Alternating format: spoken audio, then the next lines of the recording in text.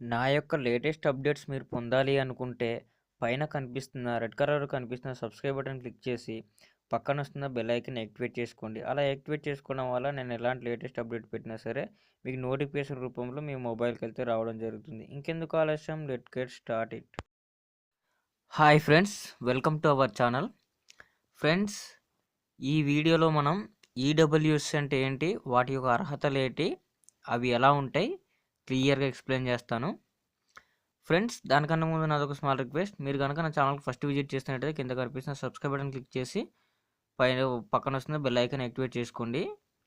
అలాగే ఈ వీడియో చూస్తున్న ప్రతి ఒక్కరు లైక్ చేయండి. ఇవి చాలా ఇంపార్టెంట్ టాపిక్ అనమాట. ఓకే, మనకు కొత్తగా ఇప్పుడు పోస్టల్కి అయితే అప్లై చేయడం జరిగింది కదా. నేను ఈ పోస్టల్ గురించి పెట్టిన వీడియోలో చాలామంది చాలా కామెంట్ అయితే చేశారు. అందులో ఈడబ్ల్యూఎస్ అంటే ఏంటి, నేను ఈడబ్ల్యూఎస్ సర్టిఫికేట్ అప్లోడ్ చేశాను, నాకు జాబ్ వస్తుందా అని చాలామంది అయితే కామెంట్ చేయడం జరుగుతుంది. వాళ్ళ కోసం అయితే ఈ వీడియో అనేది నేను చేస్తున్నాను. ఓకే ఫ్రెండ్స్, ఈడబ్ల్యూఎస్ అంటే ఏంటి, వాటి యొక్క అర్హతలు, వాటి పూర్తి వివరాలు మీకు ఈ వీడియో ద్వారా అందిస్తాను.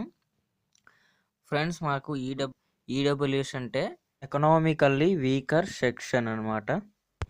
ఎటువంటి రిజర్వేషన్ లేకుండా జనరల్ కేటగిరీ వాళ్ళకైతే ఈ ఈడబ్ల్యూ సర్టిఫికేట్ అనేది వర్తిస్తుంది అనమాట. ఏంటంటే 10% రిజర్వేషన్ అనేది ఈ ఈడబ్ల్యూఎస్ కింద ఉంటుందన్నమాట. మనకు ఈ ఈడబ్ల్యూఎస్ ఫుల్ ఫామ్ ఏంటంటే ఎకనామికల్లీ వీకర్ సెక్షన్.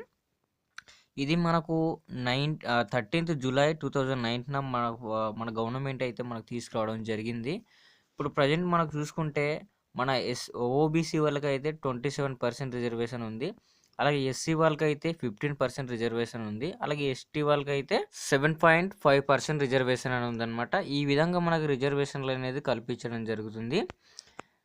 ఇది ఫ్రెండ్స్, మనకి ఈడబ్ల్యూఎస్ అంటే ఏంటంటే ఎటువంటి రిజర్వేషన్ లేని అభ్యర్థులకు 10% రిజర్వేషన్ కల్పించడం జరిగింది.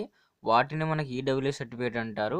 మనకి ఈడబ్ల్యూఎస్ సర్టిఫికేట్ ఇప్పుడు అప్లోడ్ చేయడం వల్ల మనకైతే 10% రిజర్వేషన్ ఉంటుందన్నమాట. వాటి వల్ల మనకు జాబ్ వచ్చే అవకాశాలు కూడా మీకు చాలా అంటే చాలా ఉన్నాయి.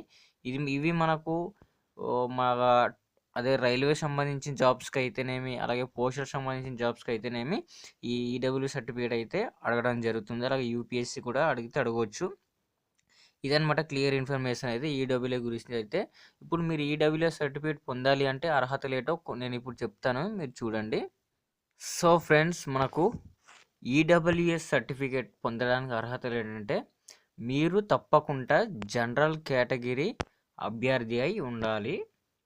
వారికి వార్షిక ఆదాయం వచ్చేసి 8 లక్షల లోపు ఉండాలన్నమాట. అలాగే కుటుంబ వ్యవసాయ భూభాగం 5 ఎకరాల కన్నా తక్కువ అనేది ఉండాలి. అలాగే నెక్స్ట్ వన్, కుటుంబం యొక్క నివాస ప్లాట్ ప్రాంతం మొత్తం మనకు భూమి 1000 చదరపు అడుగుల కంటే తక్కువ ఉండాలి. 1000 చదరపు అడుగుల కంటే తక్కువ భూమి అనేది ఉండాలి, నివాస ప్రాంతం అనేది.